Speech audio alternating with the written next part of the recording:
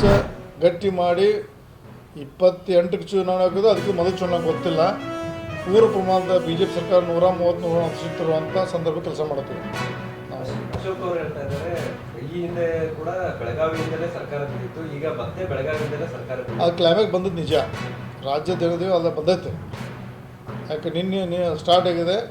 ಈ ಸಂದರ್ಭದಲ್ಲಿ ನಿನ್ನೆ CM ಅವರು ಭೇಟಿಯಾದ, ಸನ್ಮಾನ್ಯ MP ಪಾಟೀಲ್ ಅವರು ಭೇಟಿಯಾಗಿದ್ದಾರೆ, ಸತೀಶ್ ಜಾರಕಿಹೊಳಿ ಭೇಟಿಯಾಗಿದ್ದಾರೆ, ಇನ್ನು ಅನೇಕ ನಾಯಕರು ಹೇಳಿದ್ದಾರೆ.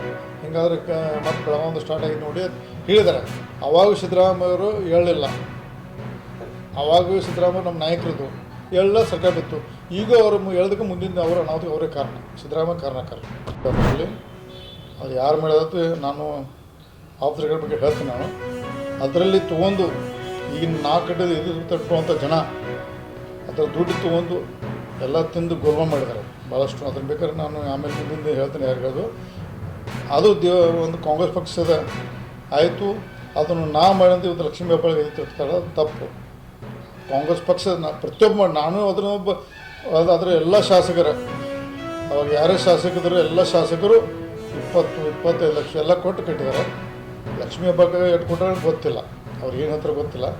ಅದನ್ನು ಇವತ್ತು ಆ ಕಟ್ಟಡ ನಿರ್ಮಾಣ ಆಗಿದ್ದಕ್ಕೆ ಇವತ್ತು ಸುಳ್ಳು ಪ್ರಚಾರ ಮಾಡಿ DK ಶಿವಕುಮಾರ್ ಅವರು ರಾಜ್ಯ ಜನತೆಗೆ, ಕಾಂಗ್ರೆಸ್ ಪಕ್ಷಕ್ಕೆ ಮತ್ತು ರಾಜ್ಯ ಸುಳ್ಳು ಹೇಳ್ತಾರೆ. ಅದನ್ನು ನಾವು ಇವತ್ತು ಖಂಡನೆ ಮಾಡ್ತಾ ಅಂತ ಈ ಸಂದರ್ಭದಲ್ಲಿ ಇಚ್ಛೆ ಪಡ್ತೇನೆ.